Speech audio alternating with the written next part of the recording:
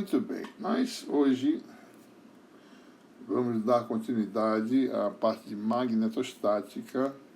Tenho a sensação que a gente, com isso, termina esse capítulo 5 do nosso livro-texto.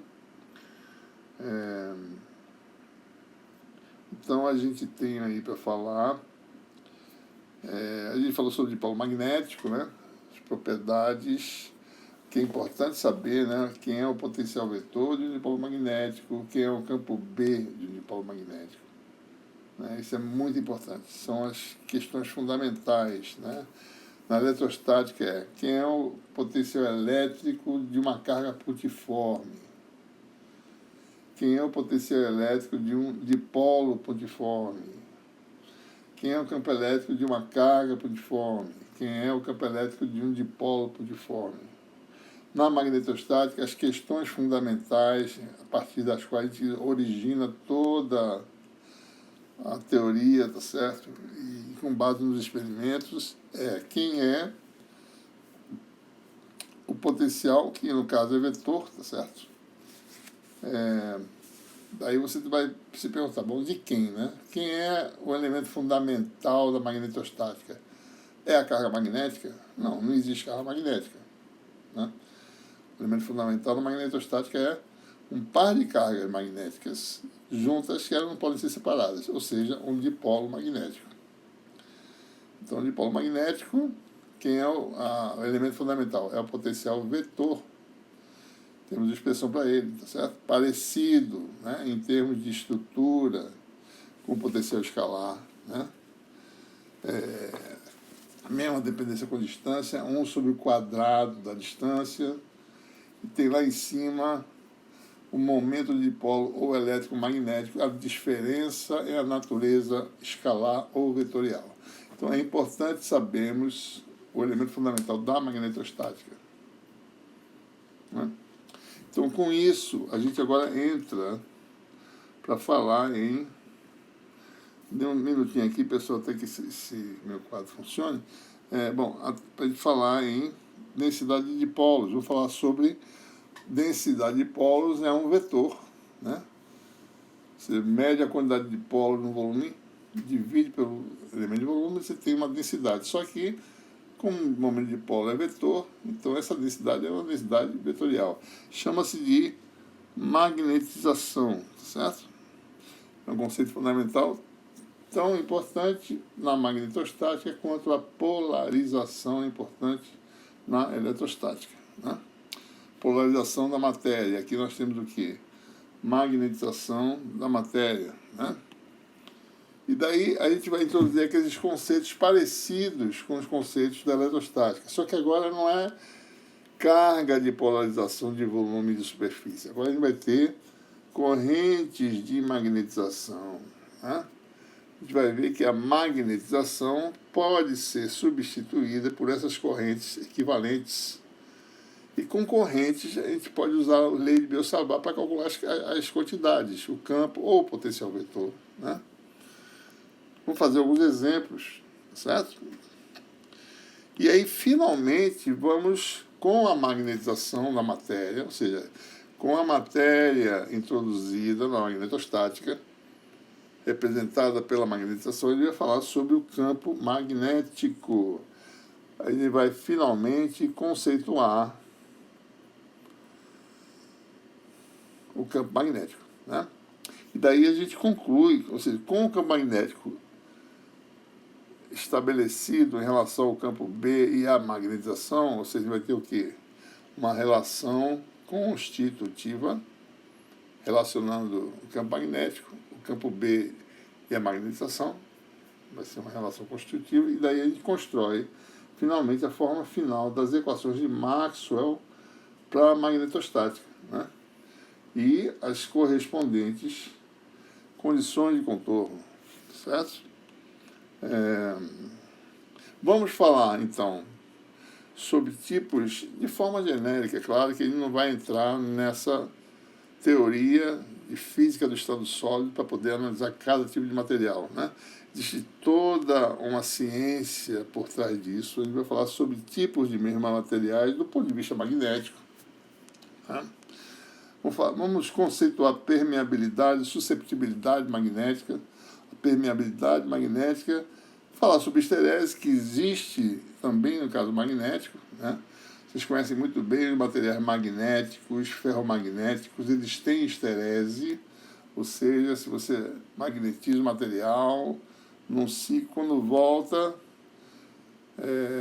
você vai por um caminho, quando volta, a magnetização ela faz um trajeto diferente, né, daquele trajeto originalmente traçado quando você está magnetizando o material. Ou seja, quer dizer, você tem resposta dupla, né? Para um dado campo aplicado, mais de uma resposta pode aparecer, dependendo de como você alterou o estado de magnetização, certo? E, finalmente, vamos fazer alguns exemplos envolvendo meios simples. O que são meios simples? Meios que são lineares, homogêneos e isotrópicos, né? O que é nossa referência para essa aula? Não é o e-book, né? É o livro, tá certo? Que você já tem à disposição, tratado de eletromagnetismo.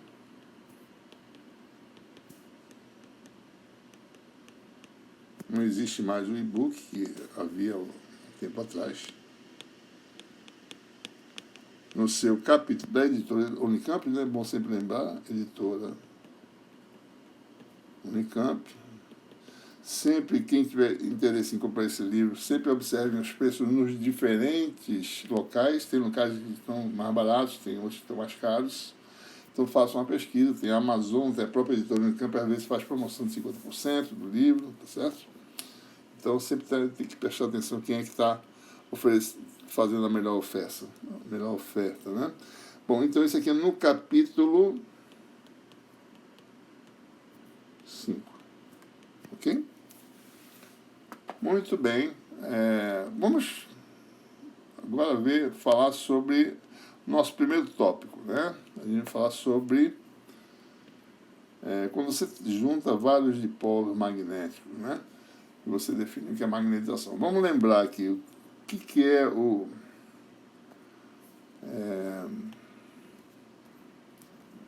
Só um minutinho aqui, deixa eu tentar controlar aqui minha tela. Às vezes ela fica unresponsive. Bom, o que vem a ser a magnetização? Ou seja, você contém uma coleção de dipolos. Então, lembrando, né, o que é a matéria, tá certo? Você tem a matéria aí, de uma forma arbitrária, né? E você tem... se o material é tipo magnético, ele vai ter dipolos, né? Você vai ter as correntes atômicas, momento angular, ou então momento em spin do elétron, ou seja, átomos ou moléculas que têm efetivamente o momento de dipolo líquido. Esse momento de dipolo pode estar aleatoriamente orientado no material e externamente você não observa nenhum efeito magnético, tá certo? Então você tem esse tipo de coisa. A gente pode mostrar que quando você aplica um campo, né, um dipolo que não esteja orientado, ele tende a se orientar na direção do campo. O estado de menor energia é quando o dipolo tende a se orientar na direção do campo, certo? A gente não vai entrar em detalhes de como fazer isso, mas não é difícil mostrar também, certo? Só para a gente ter essa ideia. Ou seja, se você aplica um campo, então algo que tem um estado de organização coletiva aleatória, como esse aqui, pode se tornar algo ordenadamente orientado, tá certo? E aí você adquire um conjunto de dipolos coletivamente mantendo, tá certo? Como se fosse uma grande espira gigante, né? Observe que quando você tem um dipolo assim, quer dizer que você tem uma espira, é como se fosse uma espira de corrente, né? Então é como se você tivesse corrente circulando macroscopicamente no material, né? E esse material, apesar de ser isolante, não ter corrente macroscópica, mas ele vai ter um efeito coletivo equivalente a uma corrente, certo? Então, vamos lembrar aqui, um dipolo simples, localizado, né? Num determinado, na origem, por exemplo, né? Se o versor é AR, a uma certa distância R, se o momento dipolar é M, né? Nós mostramos que o potencial vetor é dado por um produto vetorial do momento dipolo com o versor diretor, que é o AR, sobre a distância ao quadrado, 4π. Tem a constante B0 em cima. Certo? E nós mostramos também que, calculando, né, diretamente B igual ao rotacional de A, aplicando o rotacional nas componentes de A, é fácil mostrar, é trabalhoso, mas não é difícil mostrar que o campo B adquire essa forma, que é o inverso do cubo da distância. Certo? Que é a parte mais importante. Se o potencial é 1 sobre R2, é porque o campo é derivada, né? Vai com 1 sobre R3. Certo? Então você tem aquela forma canônica que também nós temos para o caso elétrico, né? 3m escalar AR vezes AR menos M. Né? Lembre-se que o campo elétrico é muito parecido, né? O campo elétrico, botei outra cor aqui para a gente ver. O campo elétrico que a gente mostrou, primeiro, que o potencial escalar elétrico era o quê? Φ igual a, não tem M0 porque é outra característica, mas tem o P, que é o representante semelhante ao M, produto escalar com o versor, aqui é produto escalar, sobre 4π, o que? ε0 R2. Mesma dependência, né? Potencial escalar. Campo elétrico é a mesma coisa, tá certo? 1 sobre 4π ε0 R3. E aqui apareceu o quê? 3, em vez de M, P escalar AR menos P. Lembrem-se que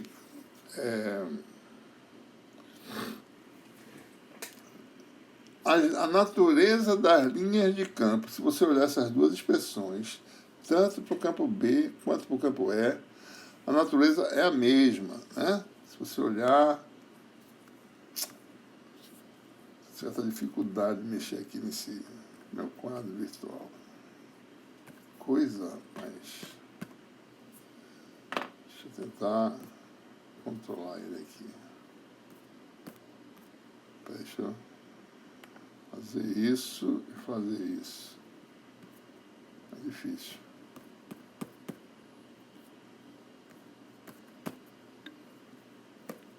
Não consigo escalonar, sabe? Mas eu sei o que eu vou fazer. Deixa eu tentar aqui um pouquinho, pessoal. Deixa eu só ver se eu consigo aqui. Deixa eu tentar assim. Então, se você tem um dipolo magnético representado por espira, as linhas de B são linhas realmente fechadas.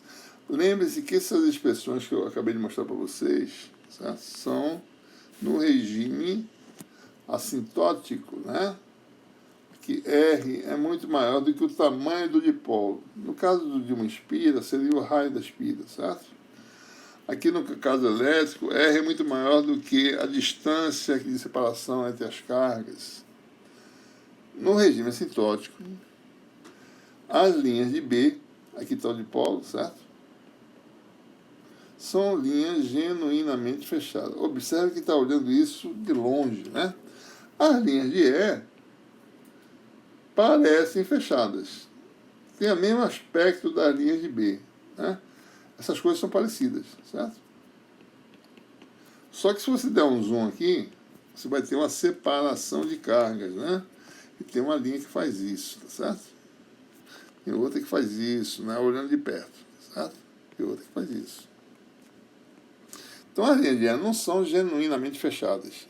No regime assintótico, elas parecem idênticas às linhas de B. Por outro lado, se você der um zoom aqui no caso de B, você vai ver a linha realmente se fechando, porque todas as linhas de campo B são linhas fechadas, como nós falamos originalmente, né? Tem mais algumas propriedades importantes.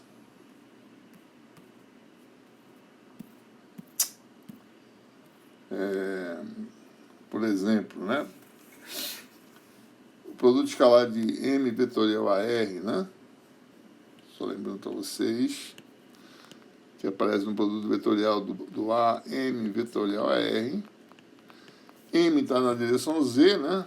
Então dá M a Z vetorial a R, que dá M seno de θ a φ. Ou seja, as linhas de A são azimutais, né? Então as linhas de A, isso aqui é o dipolo, certo? Digamos que essa linha vermelha aqui é a linha de corrente, uma espira circular.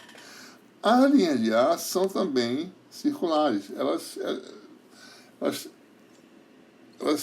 são parecidas com a própria aura, né, da espira, certo? E as linhas de B são, como eu falei para vocês antes, né? Tá certo?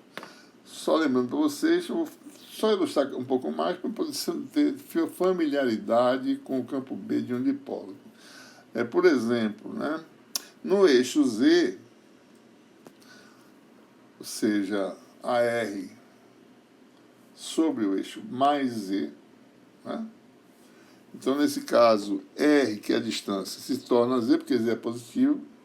Se fosse Z negativo, R seria menos Z, ou seja, módulo de Z, né?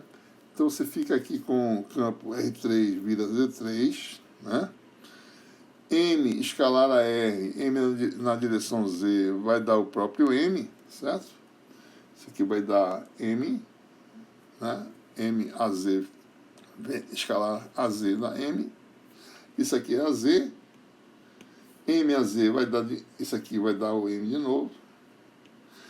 3M menos M, que dá 2M, né? Com 2, fica 2π aqui embaixo. Embaixo fica R ao cubo, fica Z ao cubo. Né? Então, para Z muito maior que o tamanho da espira, o tamanho de dipolo, o campo B no eixo mais Z aponta. Aqui está a espira, né? O campo B aponta no eixo Z. Se você calcular no eixo menos Z, também vai concluir que o campo B faz isso, tá certo? Por quê? Porque o campo B faz essas coisas assim, né? E em cima do eixo Z, ele está reto, uma linha reta, um campo na direção de Z. Certo?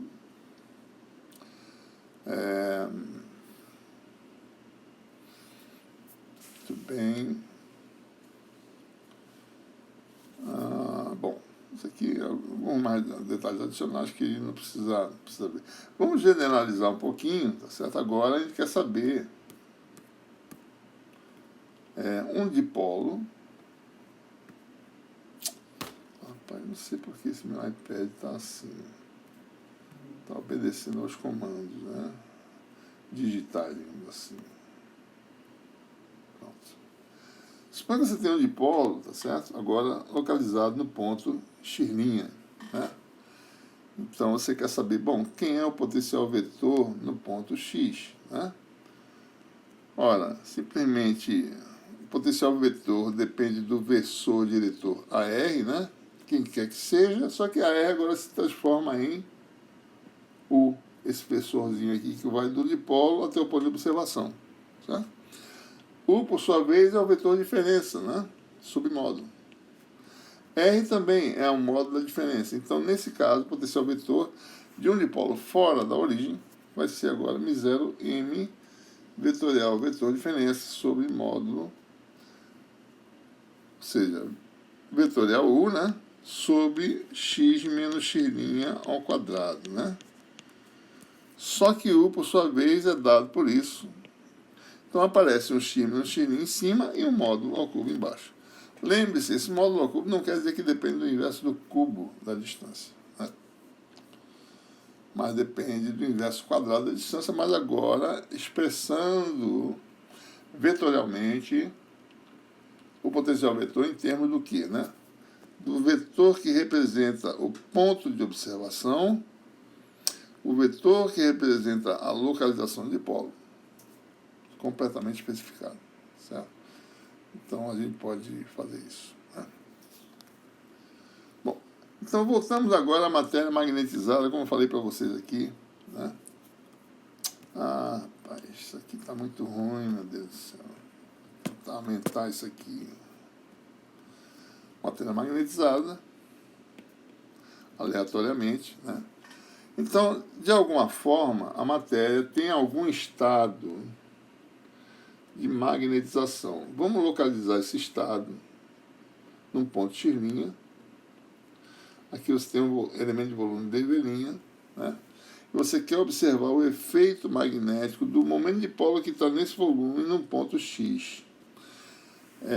Ora, se no elemento dV', o momento de dipolo vale um pedacinho dm, né? Você tem vários dipolos, junta todo mundo, soma vetorialmente, calcula um valor chamado diferencial, porque imagine, né, que você tem distâncias interatômicas, muitos dipolos no volume diferencial matemático, né?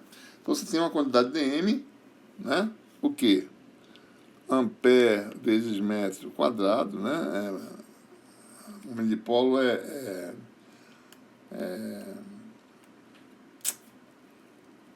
corrente vezes área, né? Certo? Então você tem o volume, então você tem uma densidade, tá certo? Que ele vai chamar de M. dm dV'. O que essas coisas têm em comum, né? Esse vetor que ele definiu chama-se vetor magnetização. Tá certo? Qual é a unidade de M? Bom, basta a gente analisar. A unidade de M é a unidade de momento de dipolo. Vou fazer em SI, né? Ampere metro quadrado sobre metro cúbico, que dá ampere por metro. Então é bom lembrar, né? Magnetização é algo medido em ampere por metro. O que mais que nós temos de interessante aqui, né? Magnetização, por definição, é dm dV', né? Então, deixa eu só reescrever isso aqui. Quer dizer que dm, num volume dV', pode ser medido, se você souber a magnetização no centro do volume, por m vezes dV'. O que nós temos em comum aqui? Primeiro, magnetização é colinear com o momento de dipolo local. Então, quer dizer o seguinte, se você pega uma coleção de momentos de dipolo, né, no volume diferencial, soma todo mundo vetorialmente, pega a resultante, esse dm vai estar na mesma direção em sentido do m. Certo? O que mais? Bom, eu posso também, qualquer que seja o volume, calcular o momento de dipolo desse volume, né? Integral de volume de m dV'. Qual é a importância disso, dessa equaçãozinha aqui? Quer dizer que nós podemos estimar quantidades, tá certo? Qualquer que seja a forma do seu objeto, isso aqui é falando agora em aproximações, né?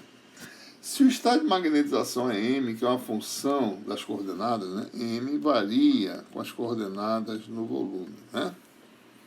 Se você olhar esse material magnético, esse pedaço, esse ímã, tá certo?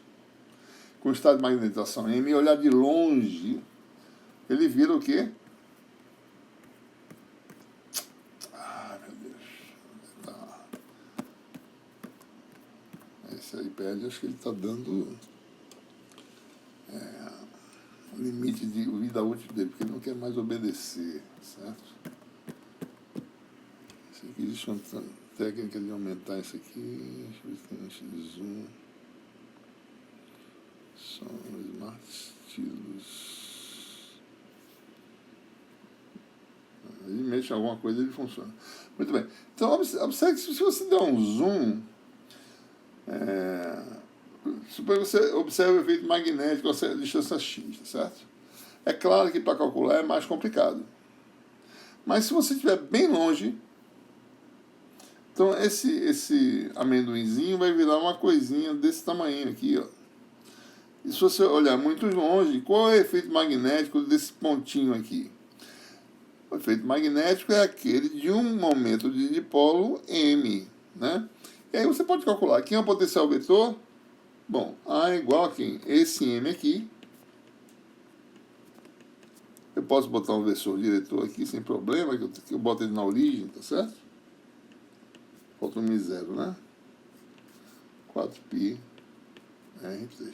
Ou seja, independentemente da forma desse material, desse emboloado de material magnético, se você estiver muito longe, você calcula o momento de dipolo desse material,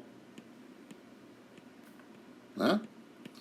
No regime assintótico, basta calcular aqui o potencial vetor e o B, que você sabe a forma que a gente acabou de falar, né? 1 sobre R3, etc. Tá certo? Então, assim, calcular momento de polo por integração da magnetização, às vezes é útil para isso. Muito longe de um material de qualquer natureza, não precisa estar muito longe, não. O tamanho dele é 1 centímetro. A 10 centímetros, né, o campo magnético deve ser daquela ordem. Você pode calcular facilmente, tá certo? Então, para quem é engenheiro, né, isso aí é uma mão na roda, tá certo? Às vezes está no meio do campo, se ele estimar algumas coisas, ele estima o tamanho do material, vê uma certa distância. Bom, essa distância o campo magnético deve dar tantos Tesla aqui, certo? Isso é tranquilo de calcular.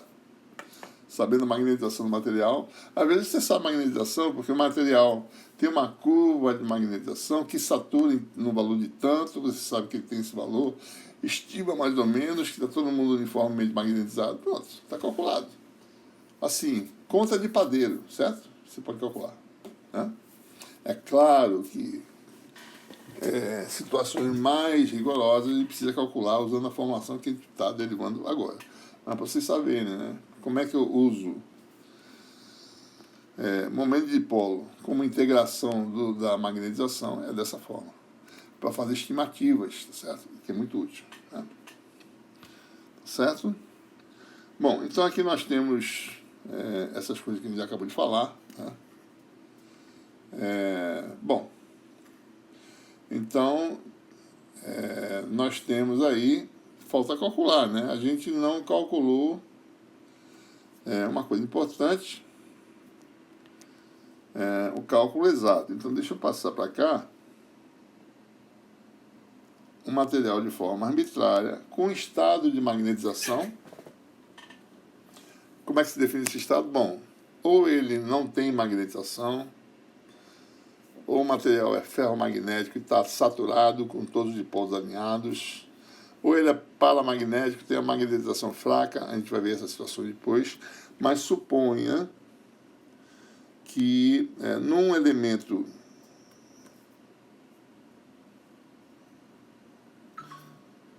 de velinha, né? Então, continuando, se você tem num elemento de volume de velinha localizado num ponto x', uma magnetização M, lembrando, né, M varia, ou não, né, depende, varia com a coordenada x' do volume. E se você quer calcular o campo B ou o potencial vetor, que dá para calcular o campo B, né, num ponto x, x pode ser dentro ou fora do volume. É importante entender que essa colisão de dipolos, representada pela magnetização, é uma coleção de dipolos aonde? No vácuo. Né? É vácuo e dipolos. Se você for olhar em detalhe a matéria, você tem dipolos separados por nada, né? Vácuo, certo? Então, é fácil calcular. Quem é o potencial vetor só desse elemento aqui, né? O dA vale quanto? μ0 dm, que é a magnetização líquida no volume de V', vetorial, produto vetorial com o vetor de diferença, né, entre x e x', que é x menos x' sobre 4π módulo cubo, né? Como isso aqui, por sua vez, é m de V', então você pode somar, né, as contribuições dos vários elementos de volume, integrando no volume. Então, o potencial vetor total no ponto x é uma integração, né? V', μ0, magnetização, que eu vou omitir a dependência com as coordenadas, né? X', produto vetorial, vou botar seta aqui, vetorial, em x menos x' sobre 4π módulo cubo. Eu alerto vocês para não confundirem, né, esse cubo que aparece embaixo com a lei de Biot-Savart, que é outra coisa, tá certo? Lembre-se que tem um termo em cima e um termo embaixo. No fundo é o inverso quadrado da distância. A lei de Biot-Savart para campo B também é, tá certo? Então o potencial vetor, quando tem magnetização, já começa com essa expressão. Potencial escalar, no caso elétrico, também é o inverso do quadrado da distância, porque é um efeito mais fraco. Tá? Tá certo? Então, com isso, eu posso calcular o A e daí eu calculo a B, né? Igual a rotacional de A. Eu tendo a função intermediária, potencial vetor, eu vou e calculo B igual a rotacional de A. Tá? Certo? Muito bem. É claro que, em muitos casos, você tem a coexistência de correntes. De quê? Corrente de circuito. Como é que é a corrente de circuito? Olha, eu tenho aqui um circuito, ou AC ou DC, resistor, indutor, capacitor, e circula uma corrente I. Essa corrente é uma corrente que sai de um polo de uma bateria e chega no outro. É uma migração de carga, né? Então, isso é o que a gente chama de corrente de circuito, ou corrente livre, né? É uma corrente bem específica, né? Às vezes a gente tem a coexistência disso com materiais magnéticos. Tem o núcleo magnético, né? Pedaço de um ímã, por exemplo, e você tem uma corrente elétrica enrolando, por exemplo, como nesse diagrama aqui, certo? Suponha que você tenha a coexistência dessas quantidades. É claro que essas coisas não ficam ocupando o mesmo espaço, né? Você tem, por exemplo, um enrolamento e você tem um material magnético, eles estão em lugares diferentes, certo? No material magnético, nós temos o quê? Magnetização. O que é magnetização? A magnetização é o quê? É dipolos. O que é dipolo? É corrente atômica. É corrente, mas é atômica, é localizada. São correntes localizadas, né? Ou atômicas ou moleculares. Elas não saem de um ponto, a carga elétrica dessas correntes atômicas ou moleculares não saem do ponto e vão bater no outro ponto, certo? Elas ficam localizadas. É um microcircuito, imagina um microcircuito molecular, certo? Isso chama-se dipolo. Essas coisas que fazem uma circulação de corrente localizada. Então, suponha que você tenha situações desse tipo, que a gente vai encontrar na prática, né? Então, a gente representa de forma genérica por um volume arbitrário, né? Em que num elemento de volume você tem tanto pode ter magnetização quanto corrente livre. É claro que as coisas não estão exatamente no mesmo lugar, elas estão mais ou menos desse jeito aqui. Mas matematicamente é mais conveniente ele falar assim, bom, num elemento de volume tem tanto M quanto JL. Em alguns lugares M igual a zero, JL diferente de zero. Em outros, M diferente de zero, JL igual a zero. Né? Então agora você tem duas coisas ao mesmo tempo. A magnetização e a corrente livre. A gente vai representar a corrente livre, que é a corrente de circuito, aquela que migra, realmente, vai do ponto A para o ponto B, com o subscrito JL. Né? Às vezes eu uso JF também, de free, certo? Eu não lembro no livro qual é a anotação que eu uso, mas lembre-se que é isso. Se for F é porque é free, é livre. L é livre, F de free em inglês, certo? Bom, se tem um volume macroscópico em que é normal para fora é N, ponto X' representa a localização do volume, ponto X é onde você observa o efeito. Então, o potencial vetor é a soma de duas componentes. A componente devido à magnetização e a componente devido à corrente livre. Tá? Corrente livre é simples, né? Potencial vetor de corrente livre é dV μ0 vezes J. Distância embaixo. É o potencial vetor simples. E para a magnetização, a gente acabou de mostrar que você tem um termo que é um produto vetorial, né?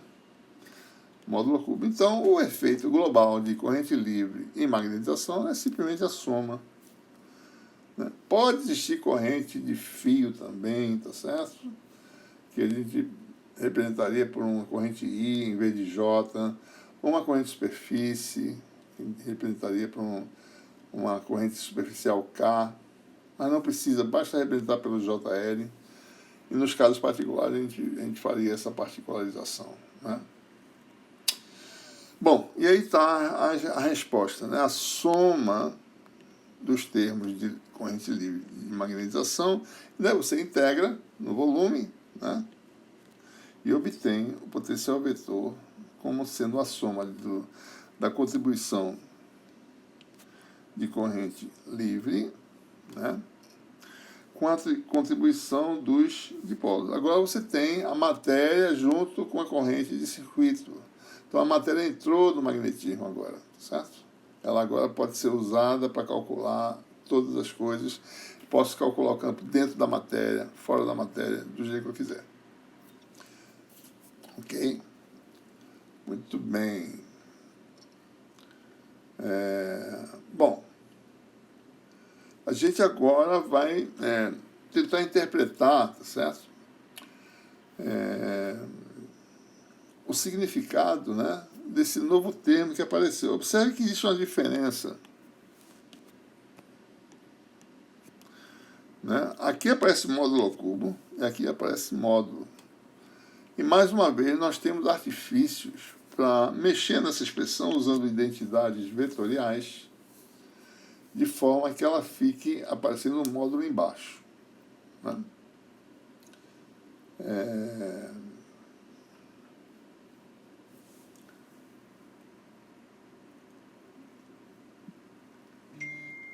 Nós temos aí essa identidade. Eu não vou andar na demonstração, que ela leva algum tempo, um pequeno tempo, que talvez não seja muito importante no momento, mas tem a dedução no livro direitinho, tá certo? Vocês podem seguir a dedução. Né? Então, pode-se mostrar, se você usar essa identidade vetorial, né? Você tem uma função escalar, você tem um vetor, e você tem um rotacional desse produto. Né? Nós sabemos do nosso capítulo 1 que isso vai dar o vetor negativo. Produto vetorial com o gradiente da função mais a função rotacional do vetor. Por que isso? Né? Só lembrando a vocês, por quê? Porque nós temos, se olhar aqui o termo da magnetização, que é esse termo aqui, né? Tem a função x menos x' sobre módulo ao cubo, né? E nós já falamos sobre isso antes. Isso aqui é, por exemplo, menos gradiente da função inversa. Né? quando o nabla atua sobre x, ou mais o nabla' da função inversa. Quando o quê? Quando isso aqui atua sobre o segundo termo. Então, se a derivada em relação a x, o x' é constante, então dá menos. Se a derivada em relação a x', não dá mais. É fácil mostrar isso, já falamos sobre isso algumas vezes, né? Então, aparece aqui o que, né? O gradiente da função, e a função, no caso, é a função inversa. Né? Essa é a história, tá certo? Você tem aqui m vetorial, só para mostrar rapidamente aqui, m vetorial gradiente, né, da função 1 sobre x menos x'. Não é gradiente linha, tá certo? Porque é positivo, né? E a identidade vetorial qual é? Que o rotacional linha, certo? Estou usando a variável linha, né? De quem? De uma função vezes o vetor. Função vezes o vetor, está aqui. O rotacional disso é menos o vetor, né? Vetorial, o gradiente da função, mais função rotacional linha do vetor. Observe que isso aqui é função, né, de x'. Então, essa derivada se aplica sobre m. Certo? Então, o que acontece? Lá na nossa integral de volume, aparece isso aqui, né?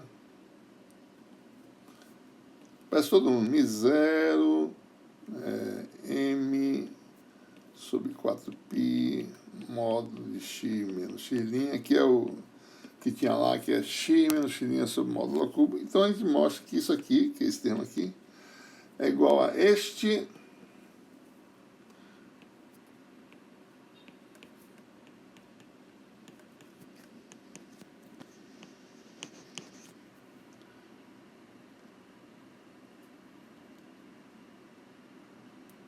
desculpe, ao contrário. Nós tínhamos, desculpe pessoal, eu estou confundindo as bolas aqui, que nós tínhamos aqui, deixa eu apagar isso aqui.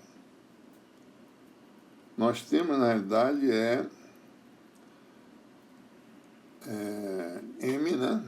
Nós temos aqui m vetorial x menos x' sobre módulo ao cubo, que é nabla' da função inversa.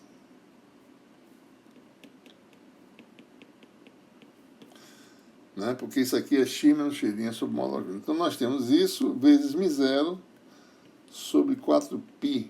Pronto, é isso que nós temos. O segundo termo, né? Então, o que se tem aqui? Que é esse termo aqui, mais isso, né? Passa para o primeiro membro. Fica esse menos rotacional.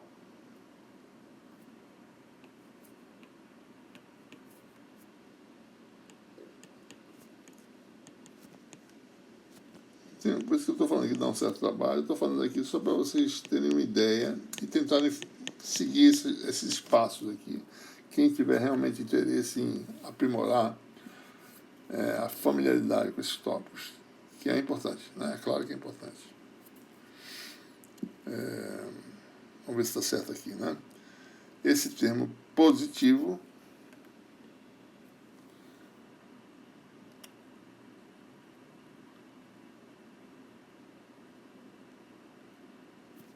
passando para lá, né? Esse aqui passa para lá, sinal negativo, então fica menos. Esse passa para o outro lado com sinal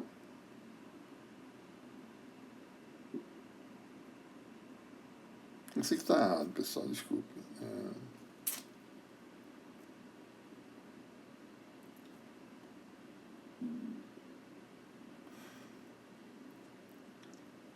Isso aqui é este termo aqui, que é o negativo, que é esse termo aqui, mais esse termo aqui. Pronto, é isso que eu quero fazer. Mais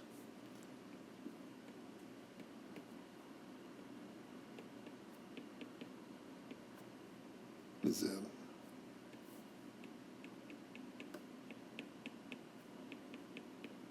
Pronto. É assim que a gente quer mostrar. O que nós tínhamos lá, que é esse termo aqui,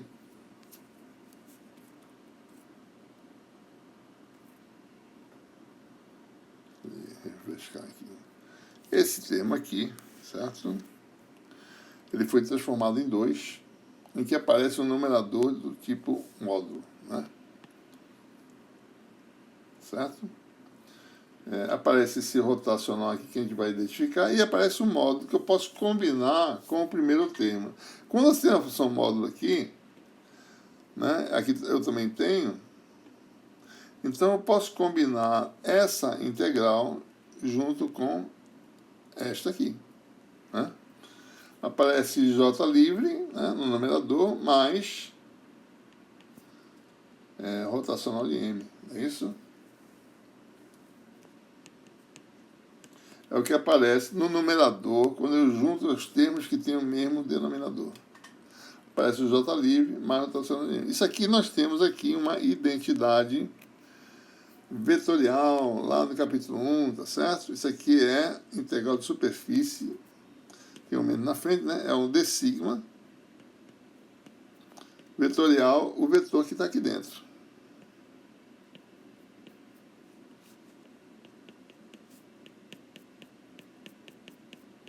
Né? Eu posso trocar a posição, isso aqui vai dar M vetorial d sigma, que é a normal para fora, d sigma de integração, que é variável linha, elemento de área.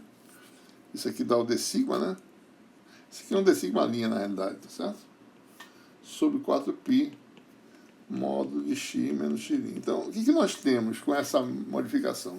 Aparece um termo de volume, que é simplesmente um incremento AJL desse termo novo, que oriundo da magnetização, e aparece um termo de superfície, tá certo? Interessante, né?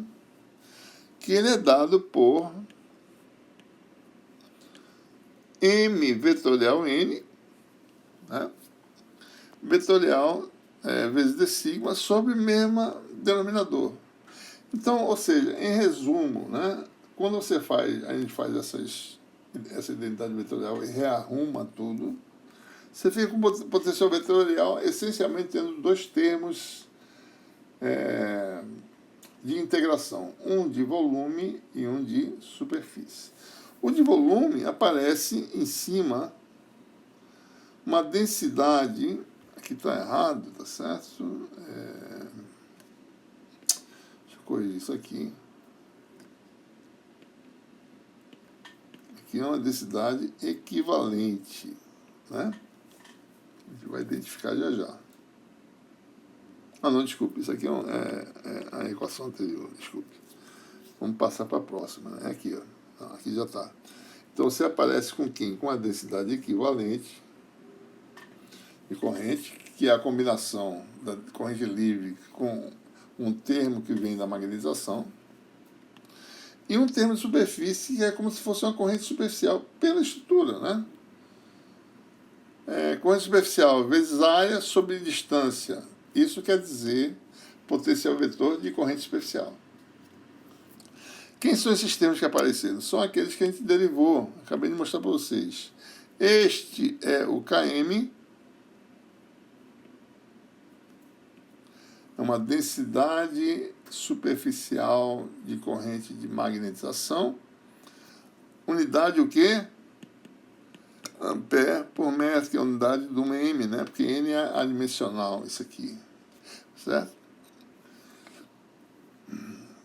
E apareceu um termo adicional, isso aqui a gente chamou de J equivalente, que é a corrente livre, densidade, mais uma corrente equivalente aí de magnetização, né?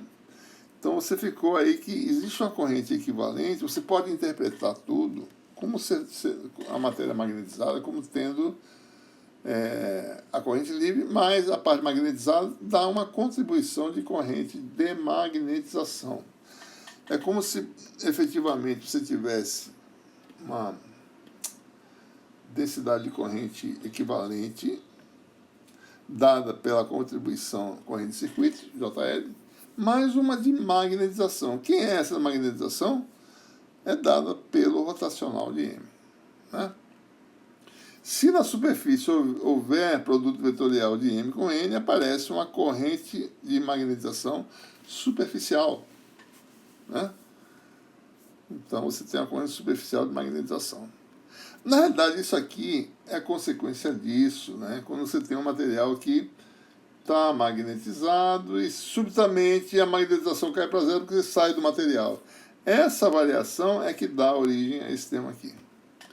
Para a gente não ter que calcular essa variação numa pequena faixa, né?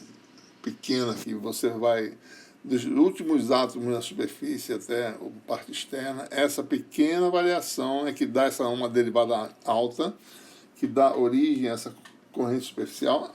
Para a gente não ter que fazer essa continha e toda vez derivar e calcular, a gente simplesmente fala assim, não, a magnetização é constante, talvez, certo? E na superfície a origem, ela dá origem a uma corrente superficial de magnetização, certo? Ou seja, em resumo, né, o efeito magnético nada mais é do que você substituir a matéria magnetizada pelas suas correntes de magnetização. Isso é uma forma de interpretar, certo? Pelas suas correntes de magnetização e calcular diretamente o potencial vetor, se quiser, com essas correntes, ou o campo B pela lei de Biot-Savart.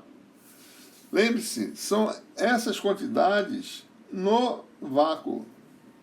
Tem um material complexo, determine a corrente de magnetização de volume e de superfície, tira o material e bota vácuo no lugar com essas distribuições de corrente. E aí você calcula o efeito, certo? Que nem nesse caso aqui, né? Nesse exemplo, certo? Aqui está um exemplo. Material magnetizado, sem corrente de circuito, certo? Então o material tem a magnetização M. Se você conseguir determinar a corrente de magnetização e a de superfície, você tira o material, bota vácuo no lugar, substitui pela distribuição de corrente de magnetização de volume e pela corrente de magnetização de superfície. E calcula tanto A diretamente usando potencial vetor de correntes. Né? Como é que é o potencial vetor de correntes? É assim, ó. A igual a integral de volume de quem? μ0 Jm, se você tem essa função, sobre 4π módulo x menos x'. Lembre-se, quando é corrente aqui, embaixo é módulo. E tem o termo de superfície, mais um termo de superfície de d sigma linha μ0 km sobre módulo sobre 4π, né? Módulo de x menos x', tá certo? Então você pode substituir pelo vácuo com essas correntes equivalentes. Ou então, se você quiser, bom, tá, se é mais fácil calcular Biot-Savart. Bom, então quem é B? B é pela lei de Biot-Savart. São correntes no vácuo, tá certo? Integral de volume de μ0, né? Jm vetorial x menos x'. Isso é Biot-Savart, viu, pessoal? Diretamente aqui, sobre 4π módulo ao cubo, mais contribuição de superfície, né? Se tiver, tá certo? μ0 km vetorial x. Isso aqui é um x, viu, pessoal? Isso aqui tem um errinho aqui, isso aqui é um x. X menos x' sobre 4π módulo ao cubo. Então, observe, eu posso calcular primeiro potencial vetor, depois B de rotacional de A, se eu quiser, se for fácil, ou se for mais fácil, eu calculo diretamente, porque tem situações que é mais fácil você calcular usando Biot-Savart. Você vem direto aqui, certo? Calcula Biot-Savart. Onde é que estão essas correntes? Jm e Km. Estão aonde? Estão no vácuo, porque eu tirei a matéria e botei as correntes equivalentes. Esse é um método de calcular, sabendo a função M, tá certo? Em muitos casos, M é a constante do volume, não tem corrente JM, só tem corrente de superfície, tá certo? Então, ou seja, aí fica mais fácil, né? Eu vou mostrar um exemplo aqui.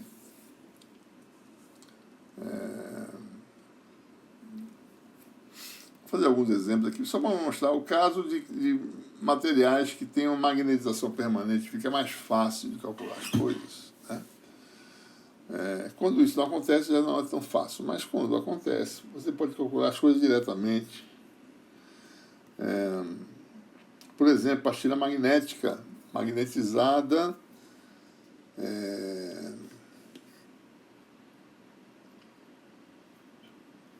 uma corzinha diferente aqui, essa aqui, né? Magnetizada permanentemente, né? Eu apliquei, tem um material magnético, eu apliquei um campo magnético e magnetizei essa pastilha, tá certo? Com todos os polos orientados, né, para cima. Então você tem aí uma magnetização simples, uma magnetização uniforme, né?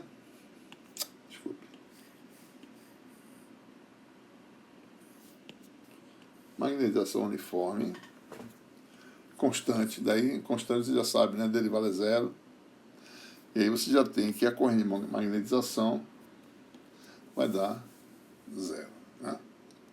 Então não existe um efeito volumétrico de corrente aí, certo? Bom, e aí você tem precisa saber produto vetorial de M com N, em que N é o versor normal para fora das superfícies que delimitam o volume. Você tem a superfície de cima, a de baixo e a lateral, né? Lembre-se que M está orientado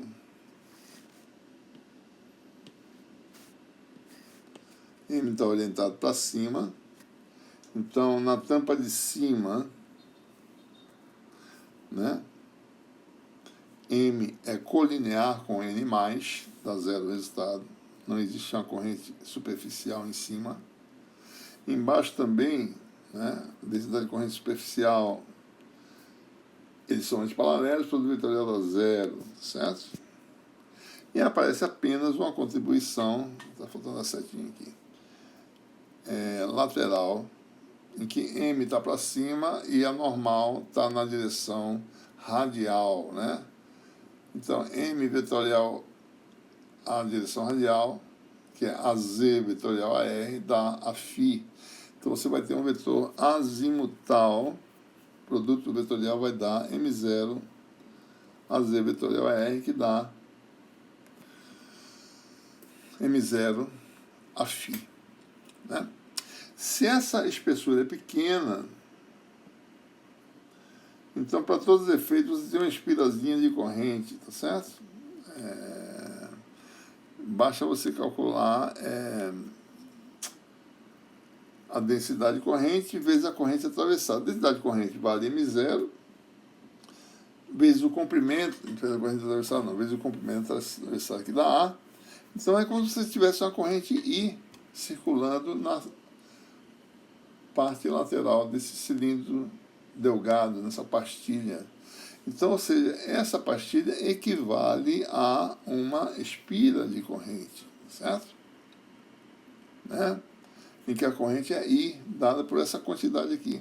Ampere por metro vezes metro, ampere. Né? Então, qual é o efeito coletivo de uma pastilha? Né? Basta você olhar, tá certo? Você tem aqui uma espirazinha, microespira, né? Uma vizinha, tá certo? Outra vizinha, e você observe que você vai promovendo o cancelamento, não nesses dois aqui, certo? Mas aqui você tem cancelamento, né? Você tem uma espira que faz isso, e outra vizinha. A corrente circula assim, a outra circula assim, né? São todo mundo circulando do mesmo jeito, então cancela aqui. Então, se você for varrendo, você vai ter uma corrente que, como se fosse uma corrente macroscópica circulando por fora, né? E você vai cancelando tudo no meio, tá certo? E o efeito coletivo é uma corrente, como se fosse uma corrente macroscópica de circuito mesmo, circulando por fora da pastilha. A pastilha age como uma espira grande de raio-ar. É o raio da pastilha, digamos assim, certo? Né? É uma espira, certo? É um dipolo, né? Então é fácil calcular o campo B dessa pastilha no eixo Z, por exemplo, né? A grandes distâncias da pastilha, eu uso o momento de dipolo total da pastilha e uso aquela expressão assintótica, né? Então posso fazer várias coisas, né?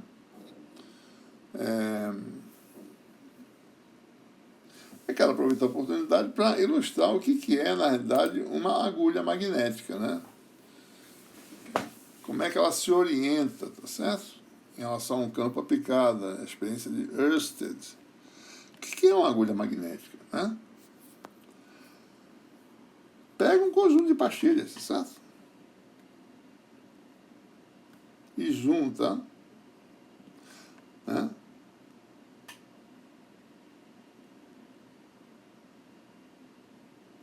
Magnetizadas, ou seja, na realidade tem um formato, né, de uma agulha, certo? Como se fosse várias espiras. A agulha magnética nada mais é do que um conjunto de pastilhas magnéticas, cada pastilha é uma espira. É como se fosse um grande enrolamento, tá certo? Ora, se você tem essa agulha, né, orientada, observe que você tem essas espiras, no fundo, a magnetização é como se fosse uma corrente macroscópica circulando aqui pela borda da agulha, certo? Então esse aqui é como se fosse um dipolo, né? Aplica um campo B, o que acontece? A tendência da agulha é se alinhar na direção do campo B. Essa é a experiência de Ørsted. A bússola, um fio, né?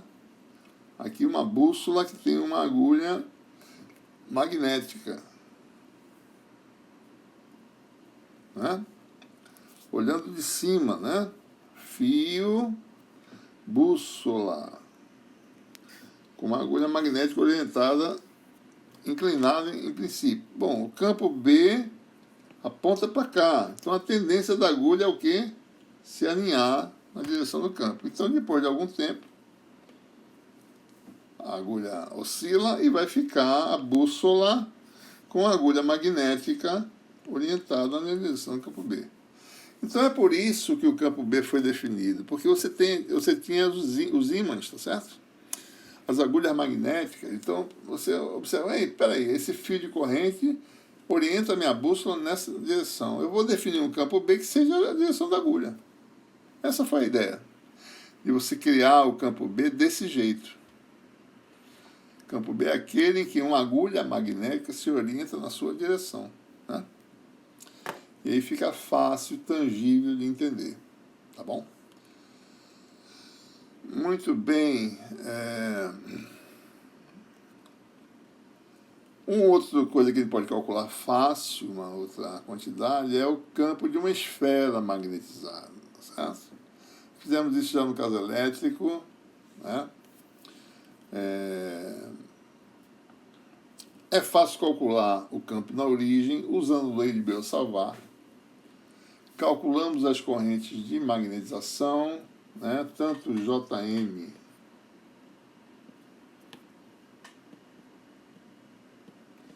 que é a rotacional de M, né? Ponto Km, que é M vetorial N. Nesse caso, nossa magnetização, você tem uma esfera magnetizada uniformemente, é fácil fazer isso, basta aplicar um campo B, se orienta todos os dipolos, tá certo? Fazer esferas também magnéticas é uma coisa simples, o pessoal na área de física faz muito isso para você medir as propriedades de materiais magnéticos. Você faz no formato de uma esfera, já eu digo por quê, né? Por que esfera, né? Pode ser um elipsoide também. A elipsoide é mais difícil de fazer, a esfera é mais fácil, né?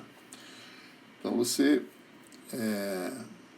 magnetiza a esfera uniformemente, daí você já tem que M constante, e isso aqui já vai para zero, certo? Então sobra só o Km, tem a normal para fora, M está na direção Z, né? Vamos olhar aqui com calma. Aqui está a nossa esfera, deixa eu fazer uma esferinha aqui. Certo? Então, num ponto qualquer que está, digamos, vou botar aqui, sabe? Eixo Z, né? Há um ângulo θ do eixo Z, aqui está a normal.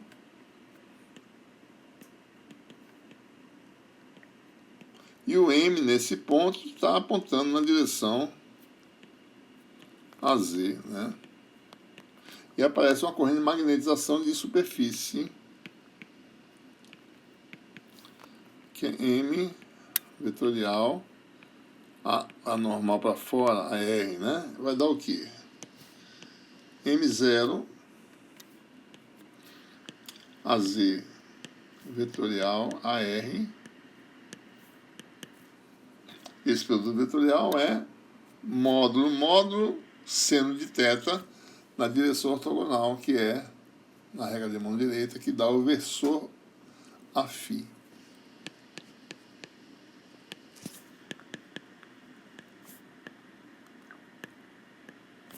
Né? Então, o que nós temos? Mas está faltando seno de θ aí, pessoal, esqueci, desculpem. Né? Isso aqui dá seno de θ a φ, ou seja, Km. Existe uma corrente de magnetização no vácuo, dado por M0 seno de θ a φ, tá? Ou seja, nossa esfera é equivalente a um conjunto de espiras, né?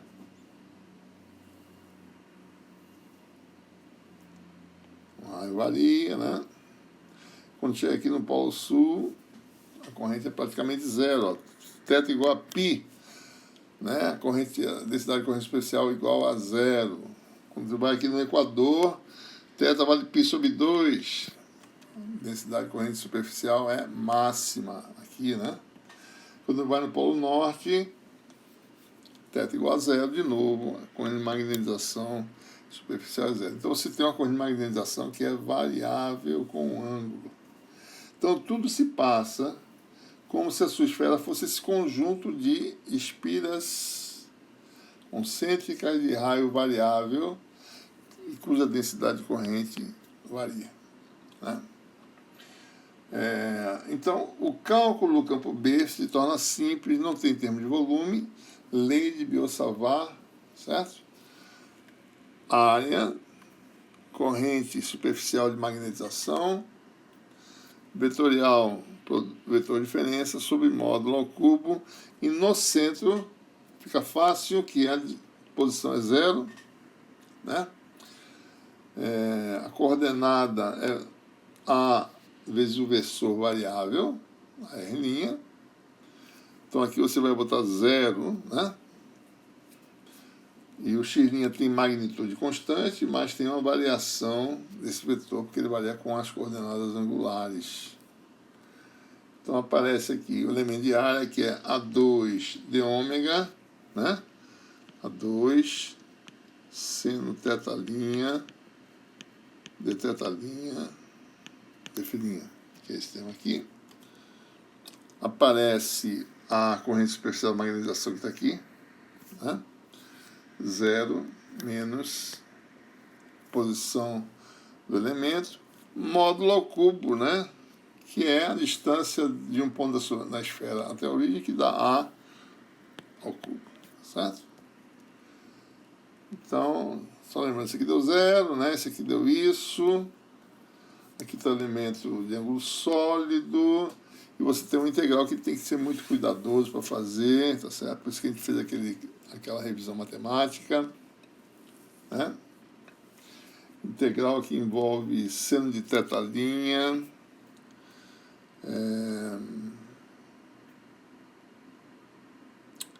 deixa eu ver aqui só.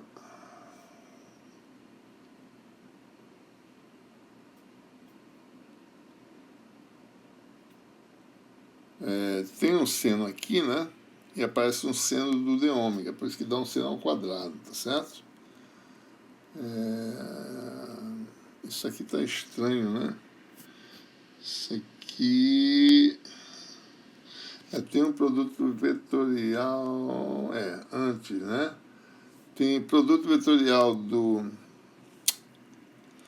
Esse aqui é afilinha, x menos x', esse aqui é menos a r'. Então aparece o produto vetorial de afilinha com a r', é o terceiro com o primeiro, que dá a tetalinha, então dá menos a tetalinha. Por isso que aparece aqui o a tetalinha nessa integral, tá certo? E um menos que apareceu lá, né? Tá bom? Então temos que integrar isso aqui, que depende de tetalinha e filinha. Deixa para vocês fazerem as contas, né? Isso é importante sempre estar fazendo as contas para lembrar e para treinar bem. Então lembre-se que a tetalinha depende de tetalinha e de filinha, a integral é só em filinha, né? Então o resultado da integração vai dar esse fator aqui, menos 2π seno de tetalinha a z, né? Quando a gente faz a integral, então fica a função seno ao cubo, que apesar de complicada, mas não é difícil calcular, que é seno ao quadrado, que é 1 menos cosseno ao quadrado. Tem duas integrais, integral do seno, integral do cosseno ao quadrado do seno, que é fácil calcular. Quando se faz as contas, se mostra que o resultado dá um campo B, que vale 2/3 de μ0m. Quer dizer o quê, né? Magnetização constante. E o campo B também é constante. Numa esfera magnetizada, se você magnetizar a esfera uniformemente, você obtém um campo B também constante.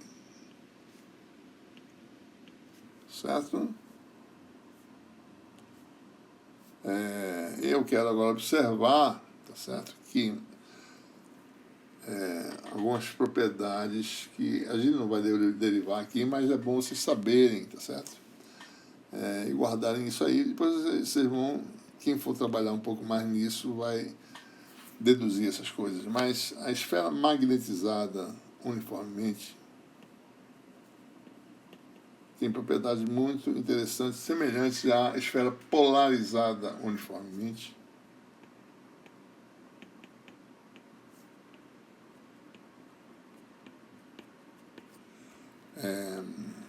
O que ela tem de interessante? Primeiro, a gente calculou o campo, na verdade eu botei em todos os lugares aqui, mas a gente calculou só na origem, não foi? O campo B, a gente mostrou que na origem ele vale 2/3 de μ0m. Então, primeira observação da esfera magnetizada uniformemente. B é constante, ou seja, é uniforme no interior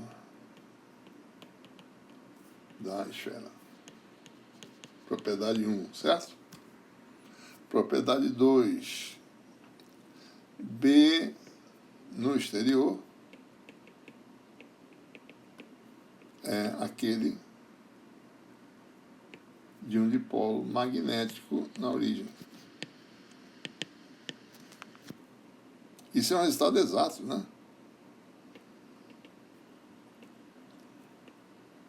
Ou seja, lembrem-se dipolo magnético na origem, no regime assintótico, tem uma expressão que é conhecida, né? Que é A igual a μ0 M. Vamos botar o versor AR, né? Sobre 4π R3 e B μ0 sobre 4π R3. Aqui é R2, desculpe.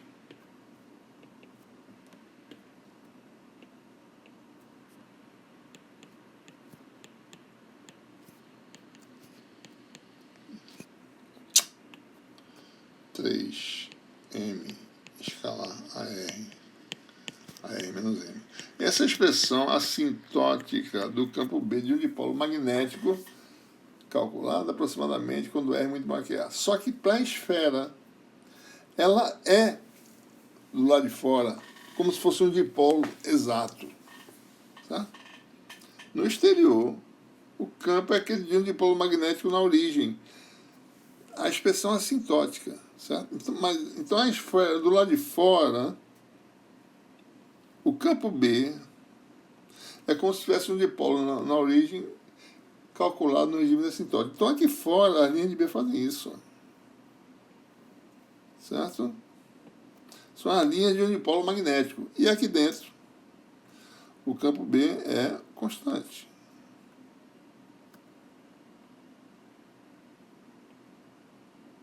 Isso que é o resultado fenomenal, certo? Pega uma esfera, o campo fora é um modelo exato de um dipolo magnético no regime assintótico. Esse é o resultado fenomenal, certo? Isso pode se mostrar, né? A esfera é um modelo do dipolo magnético. A esfera uniformemente magnetizada, certo?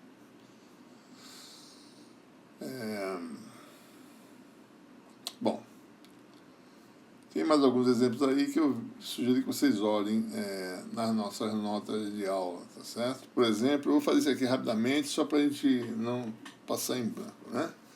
Eu tenho aqui um outro exemplo de uma placa magnetizada com a magnetização ao longo da placa, né? Então você tem aí M, você tem M constante, que não tem JM, né? JM igual a zero. E tem nas superfícies da placa o KM, que é M vetorial N. M na direção Y, N na direção AZ em cima ou na direção menos AZ embaixo. Você tem duas correntes de superfície em cima e embaixo. Então, essa placa é equivalente. E aí eu não vou fazer a conta, né? Vou deixar só indicado aqui. A duas superfícies de corrente, tá certo? Uma em que a corrente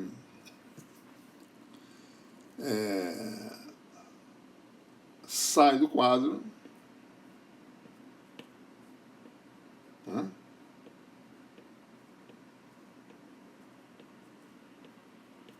E a outra em que a corrente entra no quadro. Superfícies de corrente normais, tá certo? No vácuo.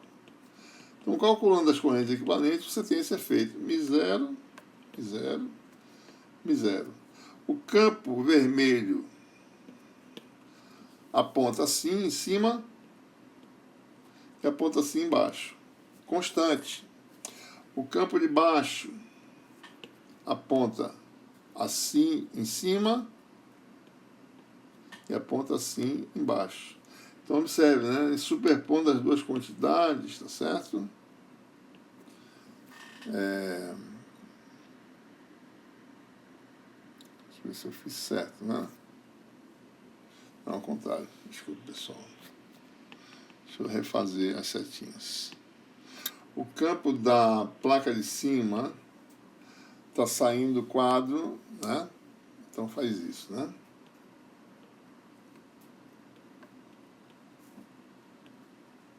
Tá certo? O campo de baixo está entrando no quadro, então faz isso aqui. O campo de baixo faz isto aqui. Embaixo faz isso aqui. Ou seja, o que acontece? Cancelamento fora, reforço dentro. Aliás, desculpe. Reforço dentro, que dá um resultado de um campo para a direita, né? Então, se você for calcular, é fácil mostrar que o campo B vai dar 0 fora para Z maior que módulo maior que D sobre 2 e vai dar constante no mesmo sentido de M para Z menor ou igual a D sobre 2.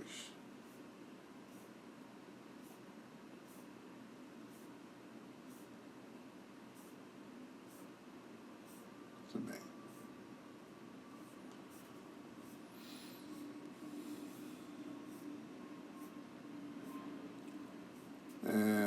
Bom, então vamos agora resumir, né, com a introdução da magnetização, o que é, como é que ficam as equações de Maxwell.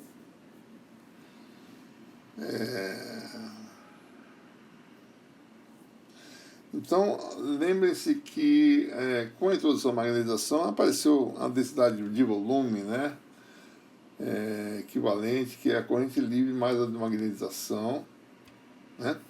É ela que a gente tem que se preocupar nas equações de Maxwell. Corrente de superfície e corrente filamentar não aparecem nas equações de Maxwell, elas aparecem a menos que a gente use funções delta de Dirac, que é algo que a gente não faz aqui no curso. Então, a gente lida com as correntes volumétricas e quando a gente integra em torno de uma superfície ou em torno de um filamento, aparece a corrente lá. Certo? Mas o que acontece nas equações de Maxwell em termos diferenciais?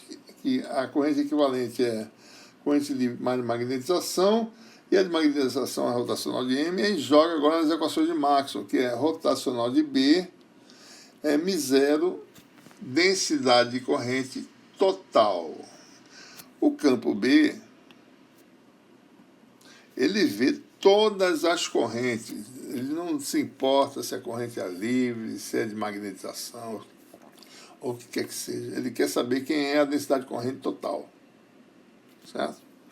Então, rotacional de B é μ0, densidade de corrente total, que é a equivalente, que por sua vez é JL mais rotacional de M. Então, a gente combinando aqui, né? Passando rotacional, né? Rotacional. Então, rotacional de B menos μ0M, né?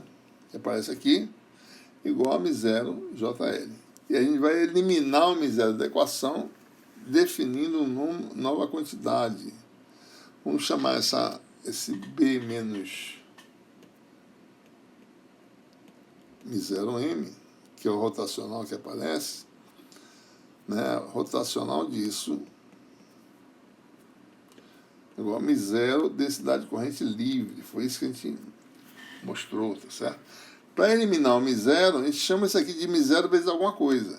Quem é essa alguma coisa? É o campo magnético H. Com isso, vai aparecer campo magnético, vai sair o μ0 da equação e vai sobrar corrente de circuito que é tangível, certo? E a nossa equação de Maxwell, a lei de Ampère, se transforma em rotacional de quem? De H igual a J livre. E a partir de agora, a gente vai tirar esse subscrito aqui. E vai ficar implícito que rotacional de H é igual a J. Mas quem é J? Na equação em que aparece H na equação de Maxwell. Densidade de corrente livre. Não aparece corrente de magnetização nessa equação de Maxwell aqui. Com a nova definição, né? B menos μ0M por definição igual a μ0H. Isso é uma definição de um novo campo, certo? Mais geral agora. A gente falou que antes no vácuo, né, não tinha M, tá certo? Isso aqui não tinha, B igual a μ0H. Agora tem M. Então, você fica com a relação constitutiva, B igual a μ0, H mais M. Essa é a chamada relação constitutiva no meio magnético. A conexão entre três quantidades, né? Existe magnetização? Existe. Então, B e magnetização e campo magnético são relacionados por essa relação constitutiva bem geral, válido independentemente da natureza do meio, certo? Né? Então, como é que ficaram as equações de Maxwell para a magnetostática? Forma diferencial. Divergente de B continua sendo zero, porque não existe carga magnética, monopolos magnéticos. E a segunda é uma equação em outra grandeza, rotacional de H, J, corrente só de circuito, aparece aqui. E para a gente resolver essas equações, precisa uma conexão entre as quantidades, que é a relação constitutiva. Certo? Fazer a relação integral é tranquilo, já fizemos isso antes. Fluxo magnético para fora, uma superfície que limita o volume fechado dá sempre zero. E a circulação de H é igual à corrente livre envolvida, lei de Ampère. Né? Parece o campo H, certo?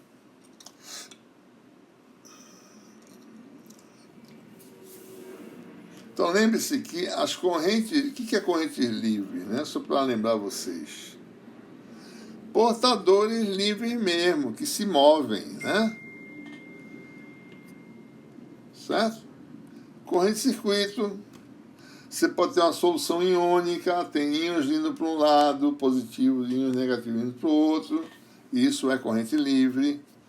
Um gás ionizado submetido a uma diferença potencial, tá certo? Você tem essas quantidades, né?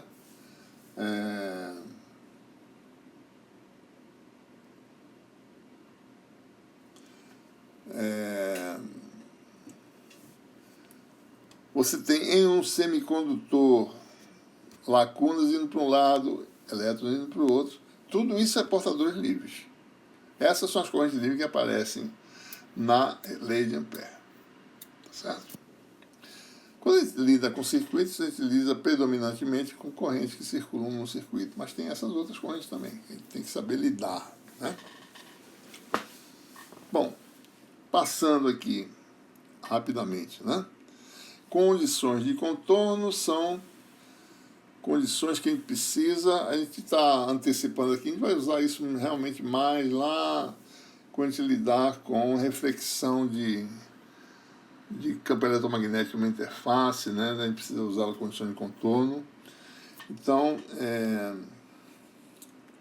a gente tem aí um cilindro, né? Cilindro fechado de altura H. Tem os campos em cada lado de uma interface, a gente precisa conectar esses campos, né? Usando a lei de Gauss para o campo magnético, no limite em que H tende a zero, você fica limitado ao fluxo nas duas tampas, porque na superfície lateral o fluxo dá zero, então a primeira condição de contorno é fácil de obter, que o B normal, B2 menos B1, produto escalar corrente dá zero, ou seja, isso quer dizer o seguinte, que B normal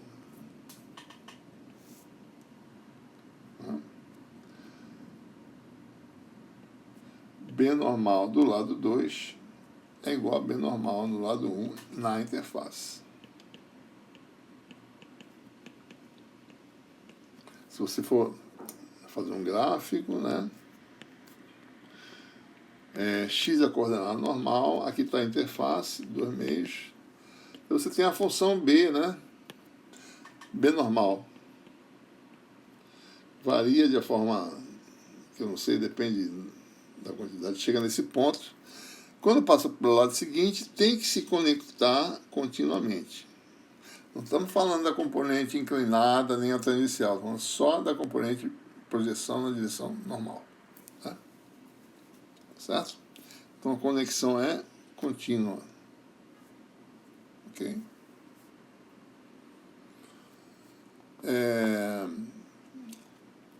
Se a gente aplicar também essa equação, né? Deixa eu fazer ela rapidamente aqui. Rotacional de H igual a J. E vamos integrar, eu não vou usar a lei de Ampère, vou integrar isso aqui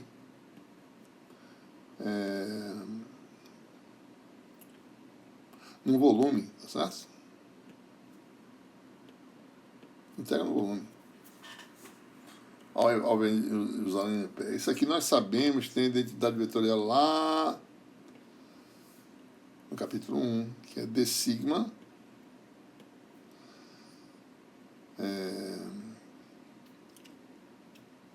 vetorial H, né? Certo? dV, integral de volume do... Isso aqui é o análogo à lei de Gauss, tá certo? Só que é produto vetorial. Então, isso aqui vai dar a integral de J dV no limite em que o volume tende a zero. Tem um cilindro, né? De altura H. As contribuições aqui aparecem só nas tampas.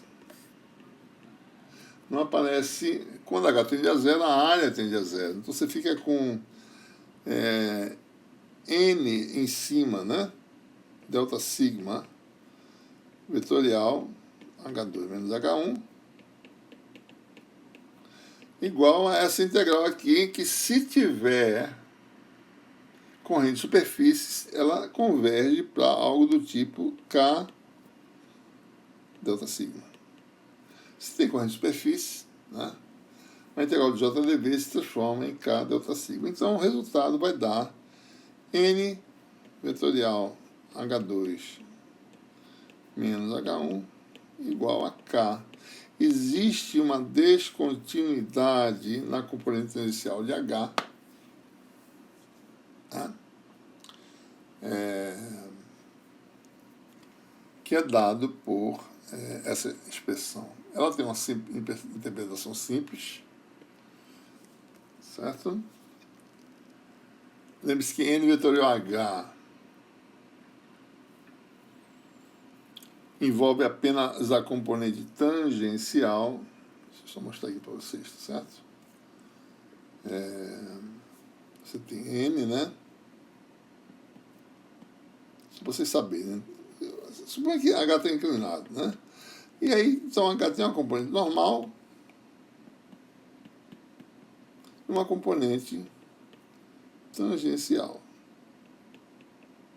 Então, N vetorial H vai dar N vetorial H normal na direção normal que dá zero, mais N vetorial HT. Então, essencialmente, isso aqui vai dar a componente tangencial do lado 2, né? Então, N vetorial H2, digamos, H2 tangencial na direção tangencial, N vetorial H1 é igual a H1 tangencial na direção tangencial, né? Então, essencialmente, a condição de contorno é que H2 tangencial menos H1 tangencial é o vetor de densidade de corrente superficial, tá certo? Tem que estar na direção tangencial também, tá? Que dá K, certo? Então, por exemplo, né, se você tem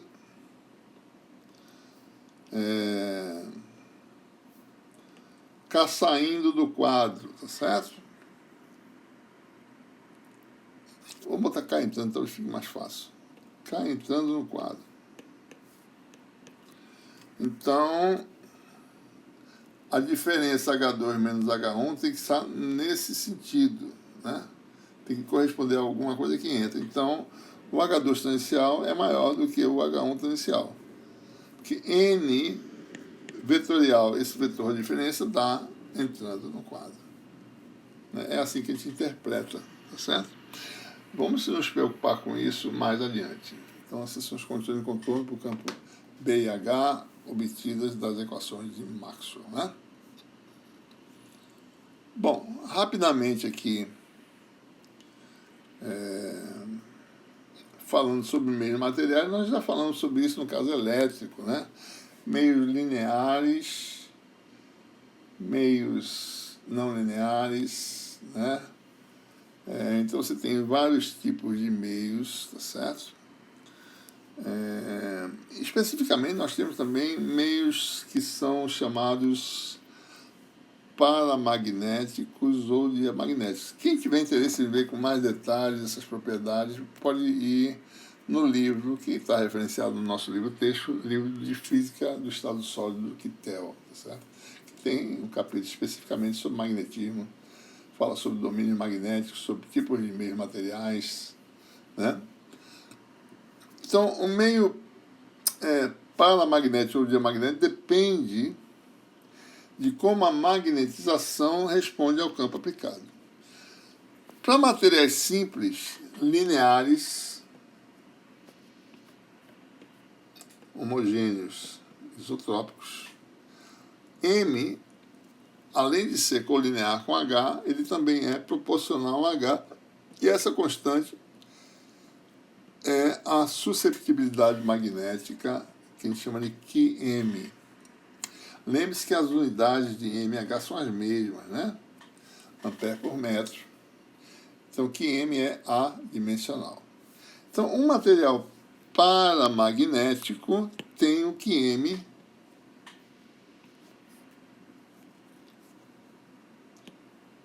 positivo. Então, se você olhar a curva, é uma curva linear, em que M aumenta com o campo aplicado. Né?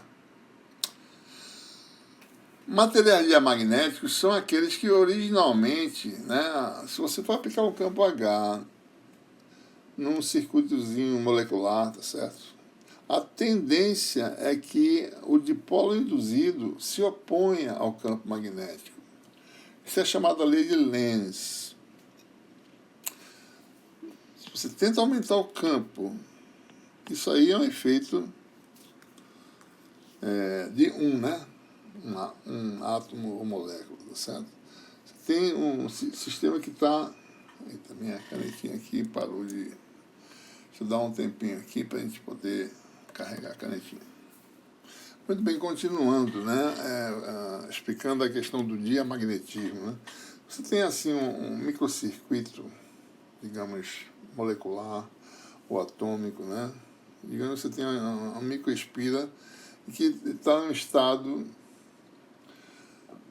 gerando um dipolozinho magnético. Se você aplicar um campo B, a tendência é que haja uma corrente de reação que produza um campo que se oponha ao campo aplicado. Por que isso? Porque se a corrente induzida aumentasse com a aplicação do campo B, quer dizer que a energia espontaneamente ia aumentar indefinidamente, tá certo? Ia ficar aumentando. Porque o campo B vai aumentando a energia, né? A tendência é que a energia seja mantida, né? Então a tendência é que o campo, a corrente de reação seja em oposição ao campo aplicado. Isso faz com que a magnetização induzida por esse dipolo molecular seja oposta. Então tem uma resposta que seja negativa, né? Então materiais diamagnéticos são aqueles que, quando você tem vários dipolos, coletivamente esse efeito é predominante. Então existem materiais que têm uma resposta que se opõe ao campo aplicado. Materiais diamagnéticos que têm a susceptibilidade negativa, né? Esse coeficiente que ele acabou de falar aqui. Mas só que são coeficientes muito pequenos, tá certo? A resposta é muito pequena. Tanto o paramagnético, quando a resposta é positiva. Por que é positiva? Porque, além do efeito da lei de Lenz, que a gente vai falar depois, né, no capítulo 6 melhor, com mais calma, existem interações entre dipolos, né, interações coulombianas, que faz com que os elétrons, os orbitais, né, eles interajam, digamos assim, e isso causa efeitos magnéticos. Então, o efeito predominante pode ser de uma susceptibilidade positiva. Daí você tem um material que é chamado de paramagnético. E a resposta é essa aqui, para cima. Diamagnético, quando predominantemente o efeito é esse aqui. Então tem esses efeitos. E quando o material é fortemente magnético, ele pode ser, ele vai ter um efeito não linear, vai ter esterese, né? Você tem materiais ferromagnéticos que tem um efeito coletivo forte de interação, tem materiais ferrimagnéticos e tem materiais também antiferromagnéticos.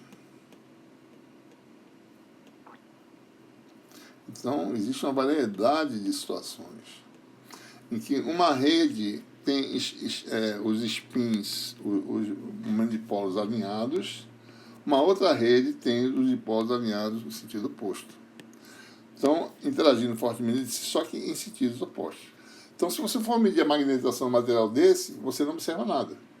Mas só que em distâncias interatômicas existem efeitos muito interessantes. E isso é usado tecnologicamente. O pessoal da física trabalha muito com isso, né?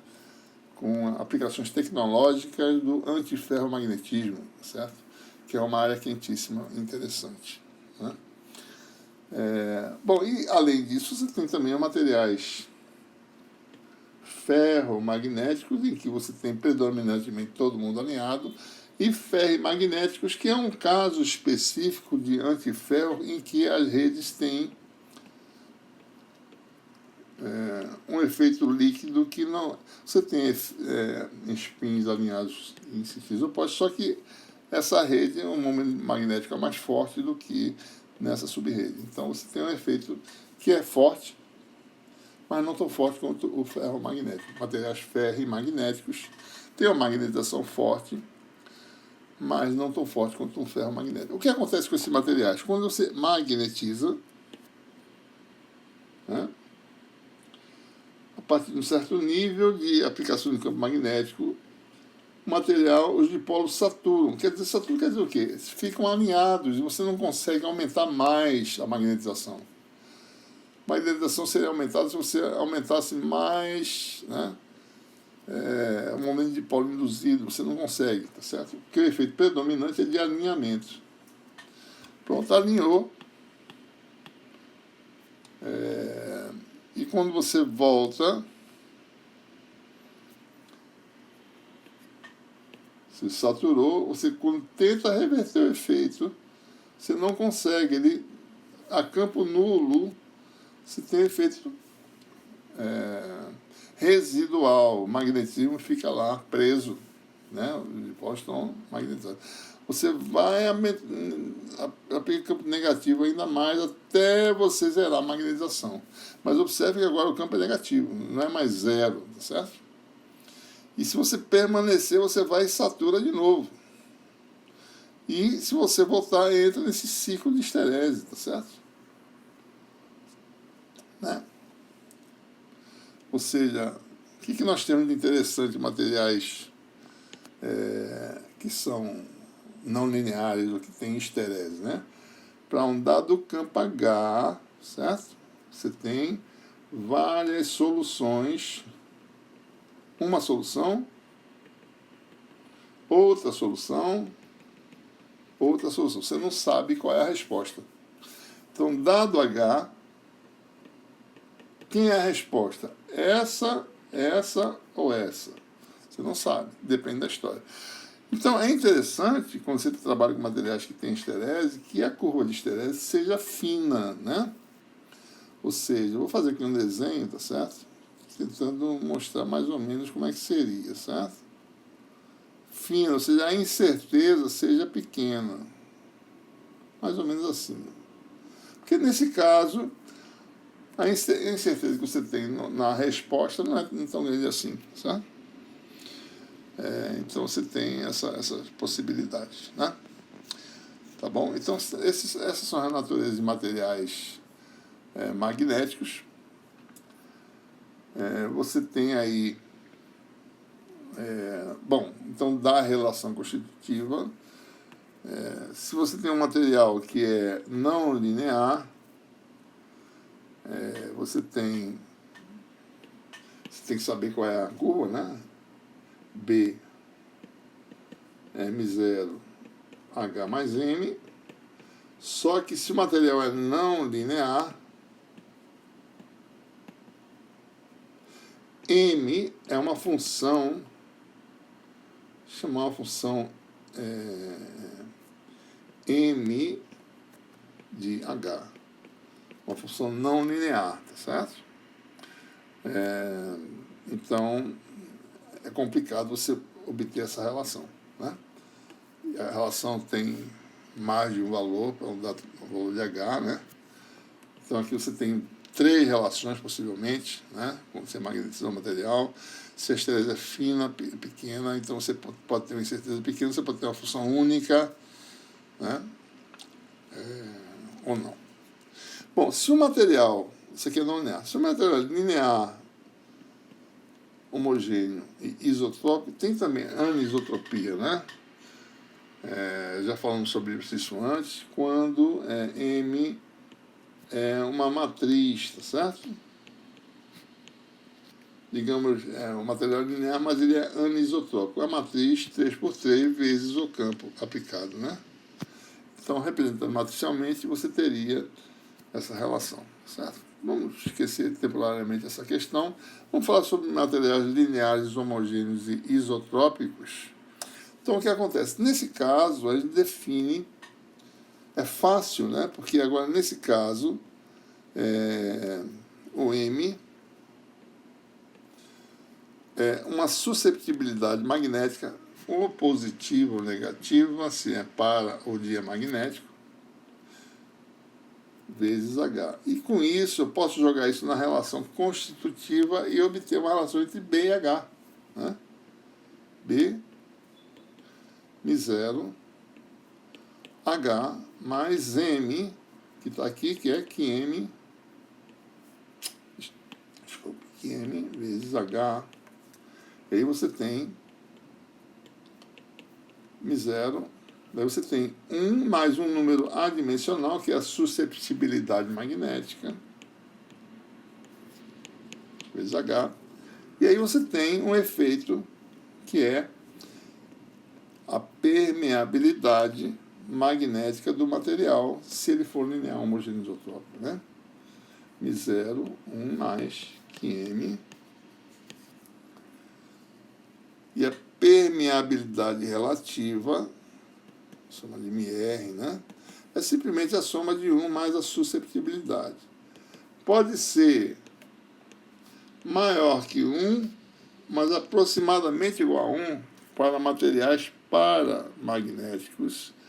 E pode ser ligeiramente menor do que 1, porque isso aqui é negativo, mas é pequeno, para materiais diamagnéticos, né?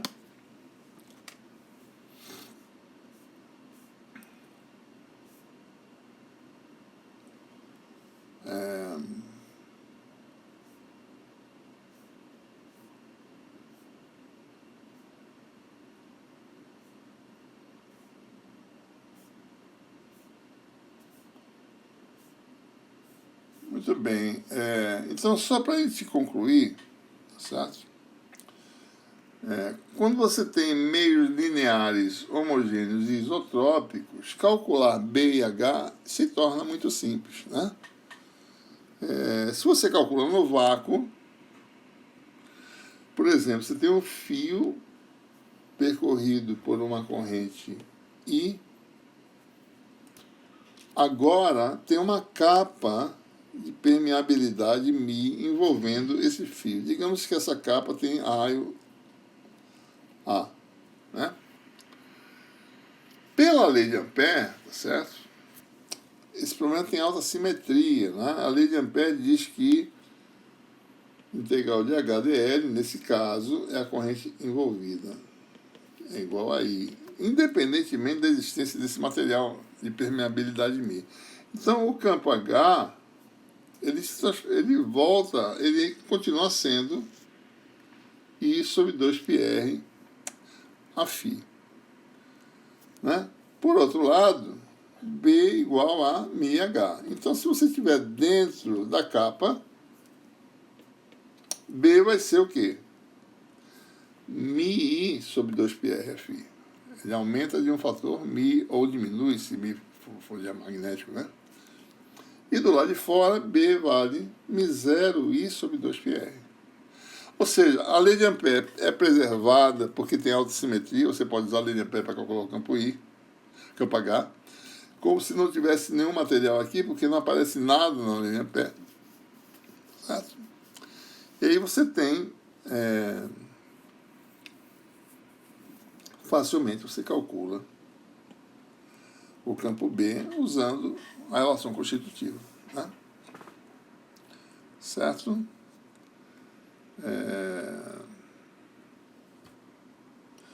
Muito bem. Só para ilustrar o efeito dessa... de onde vem, né? Por exemplo, né? Vamos supor que o material seja paramagnético, tá certo? Quer dizer que o B é aumentado dentro do material e ele é preservado como sendo μ0 vezes I sobre 2πr do lado de fora. Então, por que houve um aumento de campo B dentro, né? Certo? Vamos calcular aqui, certo? A magnetização, porque a gente vai determinar a corrente de magnetização, tá certo? A gente vai tentar ver como é que a corrente de magnetização influencia o efeito, né? Só para a gente entender esse aumento de B dentro do material, por que ele acontece, tá certo? É só uma ilustração. Né? Dentro do material, M é B sobre μ0 menos H. Nós sabemos os campos já, tá certo? B sobre μ0 é I sobre 2πr, μ sobre μ0, menos 1, afim. Então, existe uma magnetização, mas só que essa corrente de magnetização é zero. Porque rotacional de M, tá certo? É proporcional à rotacional de B e é proporcional à rotacional de H. A rotacional dessas duas quantidades é zero, né? Então, a corrente de magnetização de volume não existe, mesmo que o campo seja variável e varie, né? Seja azimutal e variável com a distância. A corrente de superfície, por outro lado, existe. Principalmente aqui, se a gente olhar na superfície R igual a A, né? Ou seja, a corrente superficial de magnetização é M vetorial a R. Em R igual a A. Magnetização está dada aqui para essa expressão. Em R igual a A, basta fazer A aqui no lugar. Vai ficar I sobre 2πA. A φ vetorial a R, né? É o segundo vezes o primeiro, dá menos AZ. Então, se a gente olhar direitinho, certo? Né? O que a gente vai ver, só para identificar, né? Aqui está a corrente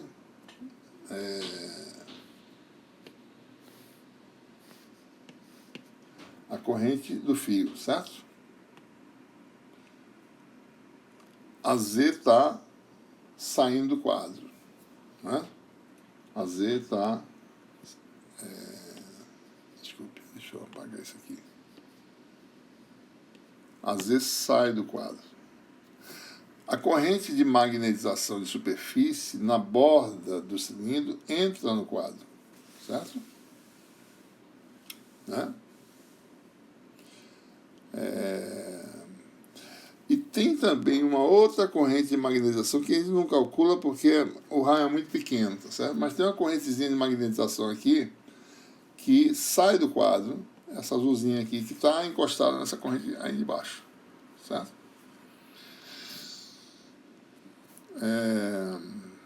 Então, se você for calcular essa corrente de magnetização na superfície é igual a A, vai dar um valor negativo, né?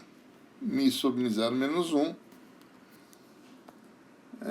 E se a gente calcular... aqui também tem essa corrente, tá certo? Se a corrente de magnetização flui IMA na borda, aqui dentro, essa azulzinha aqui, ela vale mais I. Mi sobre Mi0 menos 1. Né? Então, se eu calcular a lei de Ampère para o campo B aqui, né, vai dar Mi0, a corrente I, mais essa correntezinha que está aqui dentro. Certo? E essa corrente que está aqui dentro vale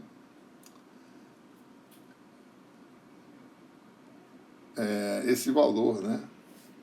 I mais isso, tá certo? Então, esse I menos I cancela e fica um Mi sobre Mi0 vezes Mi0 e aparece o Mi em cima. Ou seja, a corrente é aumentada, né? Tá certo? Por que ela é aumentada? Porque no centro do fio, aqui está o fio, flui a corrente I, e flui a corrente de magnetização de superfície que está encostadinha aqui, tá certo? No mesmo sentido. Então tem mais corrente do que se espera por causa da matéria. Tem uma corrente a mais. Então o campo dentro, ele é aumentado, o campo B. Quando você passa para fora, a corrente que flui, essa azulzinha, cancela com essa vermelhinha, fica só a corrente do fio, volta a ser Mi0I. Tá? Então essa é a razão, tá certo? Da gente ter esse efeito. Né? Do lado de fora, volta a ser Mi0 vezes I. Tá certo? Só agora terminando aqui, né? Alguns resultados com base na relação constitutiva. Nós mostramos, por exemplo, que o campo dentro de uma esfera magnetizada era dado por 2/3 de Mi0 vezes M. Né? Usando a relação constitutiva, você pode calcular o H. Né? B sobre B0 menos M igual a H. Então, você tem B sobre Mi0, que dá 2/3 de M, menos M dá menos M sobre 3. Ou seja, o H é menos M sobre 3. O H está para baixo, o B está para cima. Material não linear. Né? As coisas são bem estranhas, sabe? Bem diferentes. Placa ferromagnética, B igual Mi0 H mais M. Se você for calcular, H dá 0 em todo espaço, usando a relação constitutiva. Não tem campo magnético. Por que essas coisas acontecem? Porque o campo magnético H ele é fictício. Ele é conhecido, mas ele é fictício. Ele foi criado como grandeza auxiliar. O verdadeiro campo é esse aqui, campo B. Certo? Ok? Então, com isso, nós concluímos nossa 15ª, né? 15ª aula e nos vemos numa próxima oportunidade.